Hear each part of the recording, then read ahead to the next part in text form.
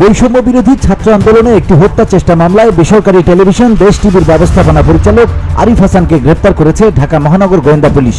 রাতে ঢাকার হযরত শাহজালাল আন্তর্জাতিক বিমানবন্দর থেকে তাকে গ্রেপ্তার করা হয়। আরিফ হাসান দেশ টিভির ব্যবস্থাপনা পরিচালক ও অ্যাসোসিয়েশন অব টেলিভিশন চ্যানেল ওনার্সের সাধারণ সম্পাদক। গ্রেপ্তারের বিষয়টি নিশ্চিত করেছেন বিএনপির মিডিয়া অ্যান্ড পাবলিক রিলেশন উপকমিশনার মোহাম্মদ তালিবুর রহমান।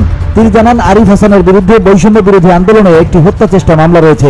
গোপন সংবাদের ভিত্তিতে দেশ ত্যাগের সময় গ্রেপ্তার করা হয়েছে তাকে। আরিফ হাসানকে ডিবি পুলিশের মিন্টু রোডের কার্যালয়ে নেওয়া হয়েছে। তাকে জিজ্ঞাসাবাদ করা হচ্ছে।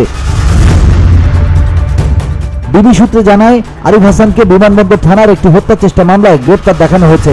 মামলাটি গত 19 জুলাই দায়ের করা হয়। রোববার তাকে আদালতে হাজির করা হবে। তবে বর্তমানে তিনি ডিবি পুলিশের হেফাজতে আছেন। BD Bangla news desk.